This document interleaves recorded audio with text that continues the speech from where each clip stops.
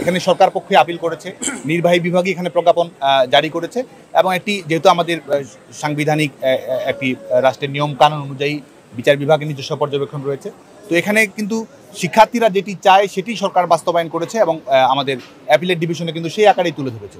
এবং এই একই সঙ্গে আমাদের যেহেতু মেধাভিত্তিক কর্মসংস্থান এবং আমাদের সংবিধানে আমাদের অনগ্রসর জনগোষ্ঠীর প্রতি আমাদের দায়বদ্ধতা রয়েছে, বৈষম্য নিরসন করার জন্যই যারা সুবিধাবঞ্চিত থাকে সেসব জনগোষ্ঠীকে রাষ্ট্রীয়ভাবে পৃষ্ঠপোষকতা প্রদান করা হয়, সেটা আমাদের সাংবিধানিক অঙ্গীকারও এবং যেটি যে কোনো কল্যাণধর্মী রাষ্ট্রের একটি প্রক্রিয়া এবং যেটির মাধ্যমে যখন চীনে এটি ছিল, ইউরোপের প্রত্যেকটি দেশেই এটি ছিল, তো সেটির একটি যৌক্তিক মাপকাঠি থাকা প্রয়োজন।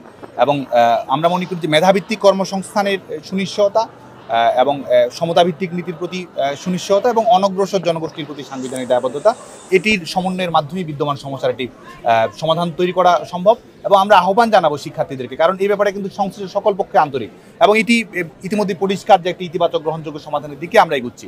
তো এটির জন্য কোনো ধরনের জনদুর্ভোগ তৈরি করে এ ধরনের পন্থা অবলম্বন না করার জন্য আমরা আহ্বান জানাবো। কারণ আমাদের এইচএসসি পরীক্ষা চলছে, 15 লাখ শিক্ষার্থী পরীক্ষা দিচ্ছে।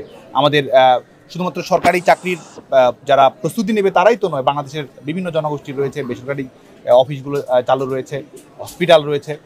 আর আমাদের আন্দোলন করার জন্য তো আমাদের নিজস্ব পরিসর রয়েছে, যেখানে আমরা অন্যের অসুবিধা তৈরি না করে যৌক্তিকভাবে গণতান্ত্রিকভাবে আমাদের কথাগুলো আমরা তুলে ধরতে পারবো।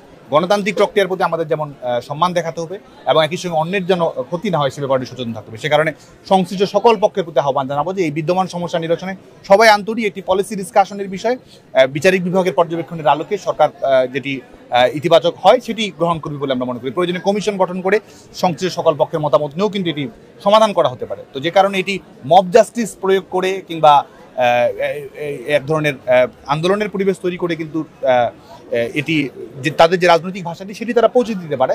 কিন্তু যেহেতু সবাই আন্তরিক, এই জন্য ধৈর্য ধরে নিয়মিত শিক্ষা কার্যক্রম অব্যাহত রেখেই তাদেরকে দায়িত্বশীল আচরণ করার জন্য আহ্বান জানাবো। দেখুন, এটি তো সাবজুডিস একটি বিষয়। আমরা মনে করি যে কোটা বাতিল কোনো সমাধান নয়, কোটা সংস্কার এবং একটি যৌক্তিকীকরণ এবং সেটি অবশ্যই যারা এক্ষেত্রে বিশেষজ্ঞ রয়েছে, অন্যান্য দেশের আইন পর্যালোচনা করে হোক, আমাদের নিজস্ব সাংবিধানিক যে নিয়মকানুন রয়েছে সব বিষয়ে পর্যালোচনা করে এটি একটি সমাধান তৈরি করা। আমরা মনে করি যে সংস্কার এবং যৌক্তিকীকরণের মাধ্যমে এটি